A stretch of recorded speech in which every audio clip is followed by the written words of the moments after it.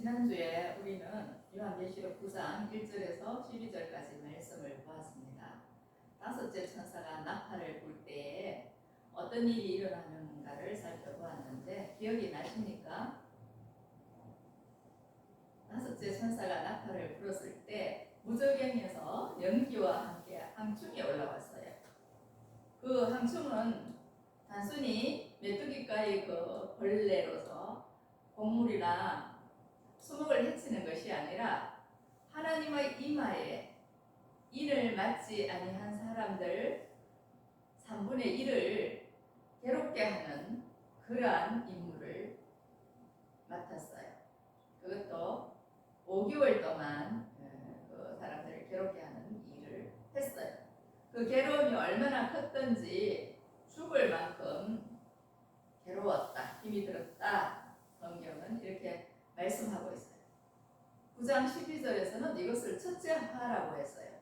그렇다면 아직 화가 2가지 더 남아있는 거예요. 오늘은 이어지는 계시록 9장 13절에서 21절 말씀을 봅니다. 이 6째 천사가 나팔을 불매 내가 들으니 하나님 앞 금제단 네 뿔에서 한 음성이 나서 나팔 가진 6째 천사에게 말하기를 큰 강 유브라데에 결박한 네 천사를 놓아주라 하매 네 천사가 놓였으니 그들은 그 연, 월, 일시에 이르러 사람 3분의 1을 죽이기로 준비된 자들이더라. 13절에서 15절 말씀인데요. 6째 천사가 나팔을 부니까 하나님 앞 금제단 네 뿔에서 한 음성이 나옵니다. 이것은 하나님의 말씀을 의미하는 거예요. 하나님의 말씀이 6째 천사에게 내려집니다. 큰 강 유브라데에 결박한 네 천사를 놓아주라. 자, 이 네 천사는 왜 큰 강 유브라데에 결박이 되어 있는가? 이 천사는요, 타락한 천사들로서 하나님의 명을 거역했기 때문에 결박을 당했어요. 그런데 그 악한 네 천사가 일시적으로 노임을 받습니다. 그들은요, 하나님께서 예비하신 연, 월, 일시에 이르러서 사람 3분의 1을 죽이기로 준비된 자들이에요. 하나님은요, 선한 천사를 보내셔서 우리를 도우시기도 하시고 악한 천사를 보내셔서 우리를 괴롭게도 하십니다. 아유, 사랑의 하나님이 어떻게 사랑하는 사람들을 괴롭히고 죽이게도 하십니까? 그것도요, 하나님의 은혜이고 사랑입니다. 하나님께서 우리에게 무한정의 자유를 주시고 무엇을 하든지 내버려 두시면은 엉망진창이 되고 맙니다. 지금도요, 우리나라에 법이 없다고 생각해 보세요. 교통법규를 어기든지 말든지, 사람을 죽이든지 말든지, 죄를 짓든지 말든지 한섭하지 않고 법이 전혀 시행이 되지 않는다면 세상이 어떻게 되겠습니까? 완전히 힘없는 사람은 살지도 못하겠죠.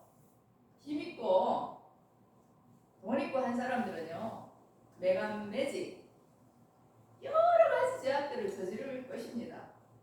그래서 우리는 죽기만큼 괴로운 삶을 살아야 될지도 모릅니다.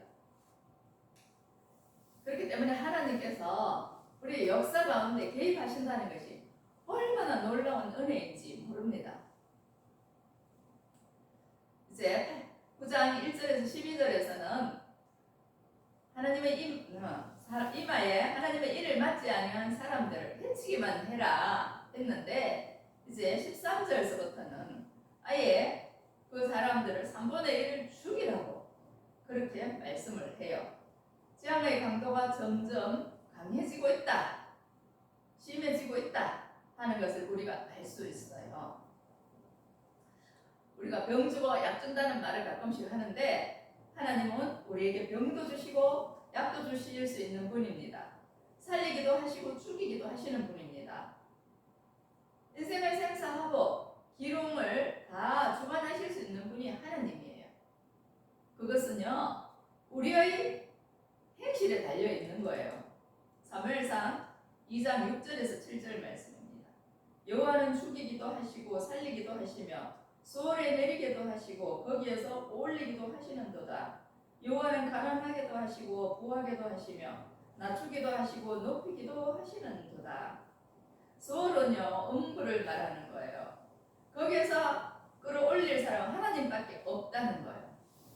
거기에 내려가게 하시는 분도 하나님이십니다.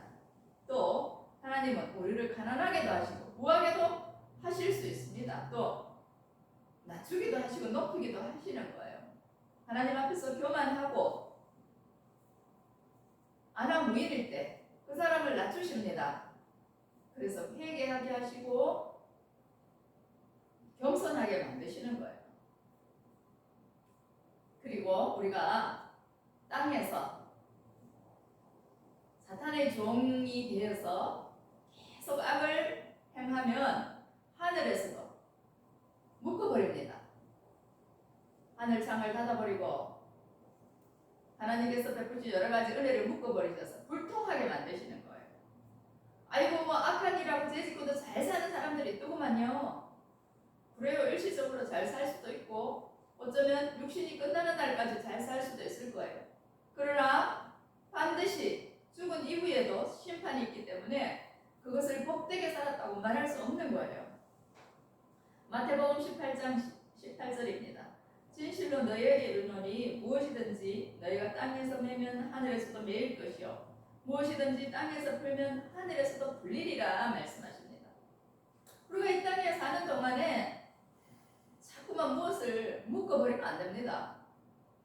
관계를 묶어버리고 재물을 묶어버리고 여러 가지 일들을 묶어서 꼬이게 만들면 안 되는 거예요. 그러면 하나님께서 꼭꼭 묶으셔서 풀어주지 아니하시는 거예요. 그러면 우리만 손해입니다.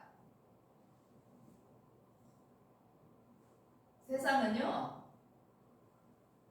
불통의 역사를 자꾸 만들어가는 거예요. 그렇기 때문에 하나님께서 개입을 하시는 거예요. 16절을 보면 사람 3분의 1을 죽이기로 준비한 자들이 2만만이나 됩니다. 2만만이라는 것은 상징적인 숫자인데 뭐 그대로 풀면은 2억이나 되는 거예요. 아주 많은 숫자가 죽어간다는 거예요. 이 사람들이 하나님의 일을 받지 못했다. 제 용서를 받지 못한 사람들이라고 말씀하고 있는 거예요. 그렇기 때문에 이 사람들은 죄값을 받는 거예요. 7월 12일 날에요. 10대 고교생이 한 아파트 단지에서 초등학생을 흉기로 위협했어요. 도주하다가 아파트 고층에서 뛰어내려 사망을 했다고 해요. 7월 16일에는 인하대 캠퍼스에서 한 여대생이 알몸으로 추락해서 숨진 사건이 발생했어요. 이것이 우리가 살아가고 있는 현실입니다. 이들의 공통점이 무엇입니까? 힘 있는 자가 힘 없는 자를 폭력으로 위협하고 자신의 욕망을 채우려 했다는 사실입니다. 하나님께서 포기하게 빚은 사람들 내 이웃을 내 몸과 같이 사랑하라고 했는데 그렇지 않아요. 자신들의 욕망의 도구로 삼는 게 세상입니다. 제가 얼마나 무서운가를 보여주는 것이 여러 군데서 나타나고 있어요. 그 아파트 높은 곳에서 뛰어내려 스스로 목숨을 끊은 그 고교생은요 자기 죄값을 스스로 치른 거예요. 성경은요 죄의 삭은 사망이라고 로마서 6장 23절에서 말씀하고 있어요. 죄가 없다면 그 학생이 스스로 뛰어내려 죽을 일이 뭐가 있겠습니까? 자기에게 죄가 있다는 것을 스스로 인정한 거예요. 죄는 결코 우리를 즐겁게 하거나 자유롭게 하지 못합니다. 오히려 우리에게 자유를 빼앗아가고 기쁨을 빼앗아가고 평안을 빼앗아가고 갈등과 분열과 미움과 증오를 일으킵니다. 그래서 우리를 깊은 무저갱으로 끌고 가서 지옥의 맛을 보게 하는 거예요. 이것들이 다 어디에서 올라옵니까? 우리의 마음 깊은 곳에서 올라오는 죄의 씨앗들이에요. 그런 것들이 이제 싹이 나고 살아서 스멀스멀 검은 연기를 피우며 올라올 때요. 영이요. 이웃만 해치는 게 아니라 내 자신을 해치는 그런 하늘이 능력이 되는 거예요. 본문 18절을 보면 악한 천사가 사람들을 죽일 때에 세 재앙이 나오는데 이 재앙들이 입에서 나온다고 했어요. 불과 연기와 유황으로 말미암아 사람 3분의 1이 죽임을 당하니라 그랬어요. 불과 연기와 유황이 입에서 나온다. 이것은 무엇을 말씀할까요? 우리 입으로도 이렇게 사람을 죽이는 불이 나오고 독이 나온다는 거예요. 야고보서 3장 6절 말씀입니다. 혀는 곧 불이요 불의의 세계라. 혀는 우리 지체 중에서 온몸을 더럽히고 삶의 수레바퀴를 불사르라니 그 사르는 것이 지옥불에서 나느니라. 우리의 혀가 불의하다고 말씀하세요. 그 혀로 온몸을 더럽히고 삶의 수레바퀴를 불살라버린다고 말씀하세요. 그게 어디서 나온다? 지옥불. 거기서 나온다는 거예요. 야고보서 3장 10절에서 11절 말씀입니다. 한 입에서 찬송과 저주가 나오는도다. 내 형제들아 이것이 마땅하지 아니하니라. 샘이 한 구멍을 어찌 단물과 쓴물을 내겠느냐. 우리가요 하나님을 믿고 하나님을 찬송하면서요 우리 입에서 저주의 말이라고 독설이 막 뿜어서 나오는 거예요. 거품을 뿜으면서 막 욕을 하고 자녀를 저주하고 이웃을 저주하고 가족을 해치는 말을 하는 거예요. 그래서 그 순간 관계가 딱 깨어지고 그 가정이 병들어가는 거예요. 그 자녀들이 부모의 독설을 듣고 자라서 잘 되겠습니까? 저주의 말을 듣고 잘 되겠습니까? 그 가슴에 원한이 맺히는 거예요. 그래서 뭐 어느 날 느닷없이 뭐 칼을 들고 부모 앞에 들이대기도 하고요. 난데없이 뭐 생각지 못한 불의의 큰 사고를 일으키기도 합니다. 이게 다 우리가 말로서 혀로서 증오와 미움과 저주를 심었기 때문에 그래요. 그 오늘 뭐 성경에 말씀된 기록된 이 내용들 하나님 참 나쁘시다. 어떻게 사람을 괴롭히고 해치고 죽이라고 하시나? 그게 아니에요. 우리의 죄 때문에 그 죄의 불에 타서 죽는 거예요. 우리가 그 죄로 인해서 우리 스스로 지옥 구덩이에 뜨거운 불 가운데 떨어지는 거예요. 죄 없는 사람은 하나님이 왜 불에 태워서 죽이게 하시고 지옥에 떨어지게 하시겠습니까? 이렇게 하실 수밖에 없는 거죠. 하나님의 안타까움이라는 거예요. 제발 좀 죄 그만 지어라. 죄 지은 자들은 좀 회개 좀 해라. 말씀하시는 거예요. 우리는 자기 죄를 볼 줄 몰라요. 나는 의롭고 선하고 깨끗한데 네가 문제야. 네가 문제야. 네가 죄인이야. 항상 그렇게 말을 하고 싶어해요. 나는 다 잘했지. 너 이것도 못하고 이것도 안 하고 이것도 안 하고 자기는 못하면서 자꾸 상대에게 지적질을 하는 거예요. 자녀가 학교 갔다 와서 피곤한데 공부 안 하고 뭐 하냐고 좀 쉬어야죠. 또 시험을 치면 잘 못 칠 수도 있죠. 왜 이따위로 점수를 받아오냐고. 밥 먹고 공부하는 것밖에 없는데 그것도 못하냐. 공부 못할 수도 있죠. 잘하는 게 또 있겠죠. 너 왜 돈 못 벌었냐고. 나는 몇 살 때부터 돈 벌었는데 너는 왜 그러냐고. 비교하지 마세요. 그러면 자녀들이요 돈을 더 잘 버나요? 그렇지 않아요. 그래 지금까지는 잘 못했지만 앞으로는 잘할 수 있을 거야. 용기를 내어봐. 내가 도와줄게. 기도해줄게. 이렇게 격려하고 할 수 있도록 좀 조언을 해줘야 됩니다. 이럴 때는 좀 이렇게 해보는 게 어떻겠니? 이렇게 부모님이 또 이웃이 선생님이 좀 본을 보이고 선하게 격려할 수 있어야 되는 거예요. 그렇지 않고 뭐 자기 뭐 기분 내키지 않고 마음에 안 든다고 막 물건을 내던지고 집어던지고 집에서 나가라고 그러고 심지어는 죽으라고 그러고 자기 자녀를요 나가서 대서라고 하는 사람들이 있어요. 야 진짜 그런 말 듣고도 자녀들이 견뎌내는 거예요. 그 마음에 얼마나 울분이 쌓이고 상처가 많겠어요. 마음이 발발이 찢어지지만 지금 당장 뭐 어떻게 할 수가 없는 거예요. 힘도 없고 갈 곳도 없으니까 마지못해 사는 거죠. 우리가 그렇게 하면서도 나 잘 살고 있다고 생각한다는 거예요. 하나님은요 그렇게 제약 가운데 살아가는 우리를 좀 잘 살아보라고 복되게 살아보라고 끊임없이 말씀하시는 거예요.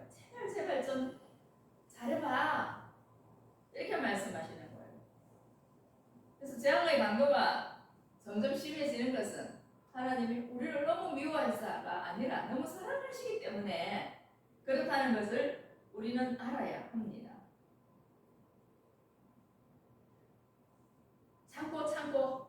참으시다가 하나님이요 도저히 안 될 때 이제 채찍을 드시는 거예요.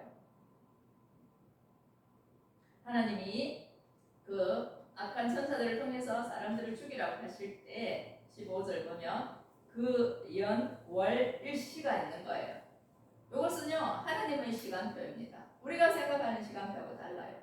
우리는 빨리 하나님이 응답하시고 악한 사람은 빨리 벌 주셔서 금세라도 뭐가 회개가 일어나고 금세라도 저 사람이 바뀌어지면 좋겠는데 그렇지 않아요.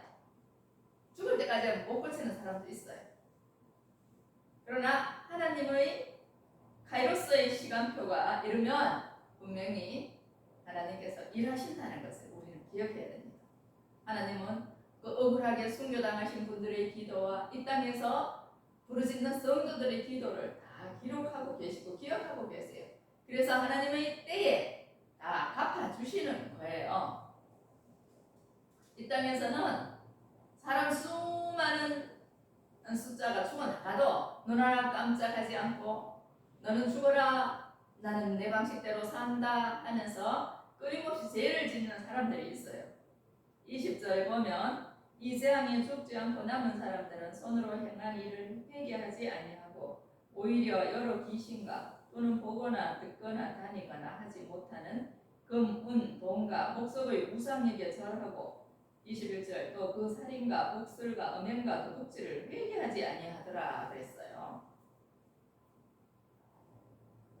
뭐 사람 3분의 1이 죽어나가도 눈도 깜짝하지 않고 회개도 안 하고 오히려 더 죄가 심해지는 걸 볼 수 있어요. 귀신 섬기고 우상 섬기고 우상에게 절하고 살인도 하고요. 복술은 점치는 거죠. 음행도 하고요. 도둑질 하고요. 그러고도 회개하지 않습니다. 뻣뻣하게 그냥 당당하게 살아간다는 거예요. 이게 우리의 살아가는 모습 아닙니까? 우리 안에 얼마나 많은 귀신들이 들어있습니까? 나 귀신 안 들렸어요. 그러고 싶겠죠. 근데 사실은요 흉악한 귀신이 우리 안에 있을 수 있어요. 그래서 뭐 허탄한 말도 하고요. 쓸데없는 그런 점집에 가기도 하고요. 고라사 귀신 들린 사람이 군대 귀신이 들렸다고 했어요. 군대 귀신 때로 그 사람을 점령하고 있는데 귀신들이 그 사람 속에 왜 들어갑니까?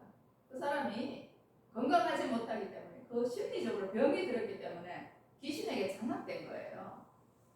우리가 심리적으로 건강하지 못하고 갈등과 분열이 일어날 때 우리가 귀신을 섬기는 일이 있을 수가 있는 거예요. 나도 모르는 사이에 귀신이 나를 장악하고 있는 거예요. 그리고 우리 안에 여러 가지 우상이 있어요. 하나님이 아닌 나의 욕망을 섬기고 물질을 섬기고 명예와 인기를 담으면서 그것들에게 절을 하면서 살아간다면 그게 곧 우상에게 절하는 거예요. 실제로 금은 동으로 깎아 만든 우상에게 절을 하고 복을 비는 사람들도 있죠. 이것은요, 하나님께서 말씀하신 10계명 중에 1계명에 해당하는 거예요. 나 이외에 다른 신들을 섬기지 말라고 하셨는데 그 우상을 하나님 위에 놓고 섬기는 거죠. 나머지 살인, 음행, 도둑질 이것은요 6계명에서 10계명 가운데 들어있는 말씀들이죠. 1계명에서 4계명까지는요 하나님과의 관계입니다. 5계명에서 10계명까지는 사람과의 관계에서 나타나는 건데 살인과 음행과 도둑질은 사람 사이에서 나타나는 거죠.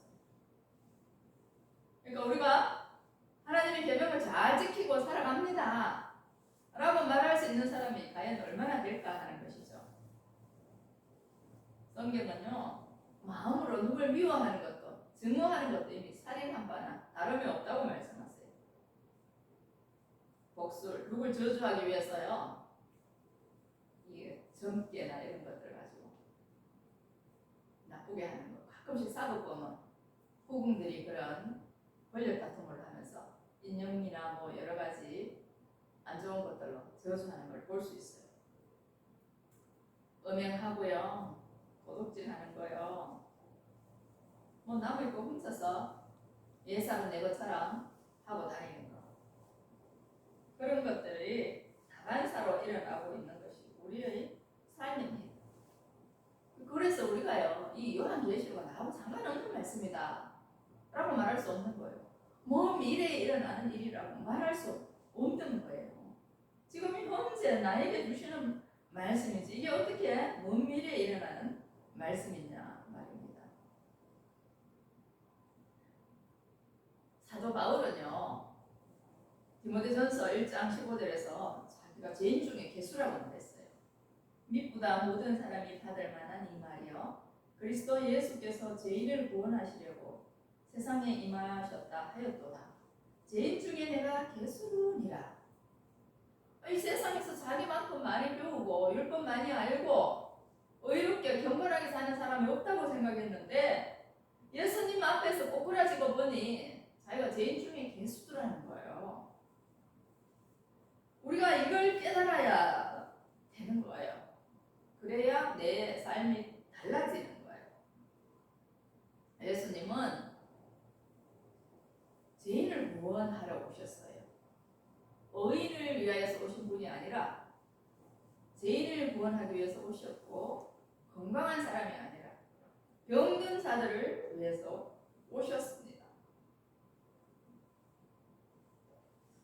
그래서 끊임없이 우리에게 말씀하시고 우리에게 생명의 길을 가르쳐 주시는 거예요. 이 소돔과 고모라가 멸망할 때 하늘에서 유황불이 내려왔는데 그때 롯의 두 딸과 롯은 살았고요. 롯의 아내는 뒤를 돌아보다가 소금 기둥이 되고 말았어요. 하나님이 왜 유황불로 소돔과 고모라를 망하게 하셨습니까? 소돔과 고모라에 사는 사람들이 너무나도 죄를 많이 지었기 때문에 도저히 하나님이 이제 참으실 수가 없어요. 쓰레기통이 가득 차서 버리지 않으면 악취가 나서 견딜 수가 없기 때문에 그래서 그 쓰레기통을 쏟아야 하는 것처럼 하나님께서 소돔과 고모라를 벌하셔야만 됐습니다. 그런데 그 전에 하나님께서 이제 아브라함의 기도를 들으시고 롯과 그의 두 딸을 그 멸망 가운데서 건져내게 하셨어요. 빨리 도망쳐라. 저 산으로 도망가라. 이렇게 해서 롯과 두 딸은 도망을 치고 롯의 아내는 그 제한 많은 세상 가운데 미련이 남아서 뒤를 돌아보다가 소금 기둥이 되고 말았습니다. 우리의 모습이 롯의 아내 같을 수가 있죠. 세상이 너무 좋아요. 달콤하고요. 얼마나 우리를 즐겁게 하는 게 많은데요. 거기에 미련이 남아서 하나님의 말씀이 내게 나타났음에도 불구하고 전해졌음에도 불구하고 그 말씀을 따라가지 못하고 머뭇거리면서 뒤를 돌아보고 세상에 연연해 할 때에 그 순간 우리는 이미 죽게 된다는 것을 성경은 말씀하고 있어요. 신명기 30장 19절에서 20절 말씀입니다. 내가 오늘 하늘과 땅을 불러 너희에게 증거를 삼노라. 내가 생명과 사망과 복과 저주를 내 앞에 두었은즉 너와 내 자손이 살기 위하여 생명을 택하고 내 하나님 여호와를 사랑하고 그의 말씀을 청종하며 또 그를 의지하라. 그는 내 생명이시요 내 장수이시니 여호와께서 내 조상 아브라함과 이삭과 야곱에게 주리라고 맹세하신 땅에 내가 거주하리라. 하나님께서 생명과 사망과 복과 저주를 우리 앞에 두었다고 말씀하세요. 우리가 선택해야 되는 거예요. 너와 내 자손이 살기 위해서 생명을 택하라고 말씀하시는 거예요. 여호와 하나님을 사랑하고 그의 말씀을 청종하고 그를 의지하라고 말씀하세요. 하나님은 우리의 생명이시고 장수라고. 우리가 살고 죽는 것 하나님께 달려있고 짧게 사느냐 길게 사느냐 이것도 하나님께 달려있다고 말씀하세요. 내가 아무리 뭐 잘나고 위대하다고 해도 생명을 좌지우지할 수 없는 거예요. 오늘 하나님은 나를 부르시면 다 놓고 가야 되는 것이 인생입니다. 그 하나님을 떠나서 하는 것은 공고예요. 괴로움입니다. 하나님 안에 있을 때 우리가 평안을 얻고 가나안 땅에 들어갈 수 있는 거예요. 저 영원한 천국을 바라볼 수 있는 거예요. 그렇기 때문에 우리가 말씀을 들을 때에 저거는 나랑 상관없는 말씀이야가 아니라 정말 오늘 나에게 주시는 말씀이구나 가슴을 치며 회개할 수 있어야 됩니다. 내 입에서 저주의 불이 나오는가 제약의 불이 나오는가 내 마음의 깊은 곳에서 나를 무적행으로 끌고 올라가는 죄의 연기가 모락모락 피어오르고 있지 않은가. 거기서 사람들을 해롭게 하고 죽이게 하는 황충이 나오지 않는가. 이런 것들을 우리가 오늘 생각해 볼 수 있어야 됩니다. 그런 은혜가 있기를 바라면서 기도하겠습니다. 참 좋으신 하나님 아버지, 오늘 저희들에게 요한계시록 9장 13절에서 21절의 말씀을 통해서 우리의 죄를 다시 한번 생각하게 하시니 감사를 드립니다. 우리의 10년 밑바닥 깊은 곳에서 온갖 죄악들이 도사리고 있다가 어느 순간 검은 연기를 피우면서 올라올 때에 그 독이 우리를 태우고 그 불이 우리를 지옥으로 끌고 가서 온갖 괴로움에 시달리게 합니다. 하나님, 우리를 불쌍히 여겨 주시옵소서. 우리가 죽음의 길로 가는 것이 아니라 생명의 길로 갈 수 있도록 하나님 우리를 붙드시고 그 생명의 말씀을 따라 살아갈 수 있도록 인도하여 주시옵소서. 오늘도 말씀을 통해서 우리 속에서 꿈틀꿈틀 자라고 있는 이 죄의 삽들이 다 죽게 하시고 뿌리 뽑히게 하셔서 건강하고 복된 삶을 살게 하십니다. 우리의 입술을 깨끗게 하셔서 가정이 화평하게 하시고 가족들이 또 이웃들이 살아나는 역사가 있게 하여 주시옵소서. 오늘도 우리와 함께 하시는 주님을 찬양합니다. 우리 예신교회 생명살림의 역사가 늘 충만하게 하시고 또 함께 하시는 분들, 우리의 이웃들, 섬기시는 기관과 협력하시는 교회들, 성도님들 함께 이 복에 참여하게 하옵소서. 우리 주 예수 그리스도 이름으로 감사하며 기도하옵나이다. 아멘.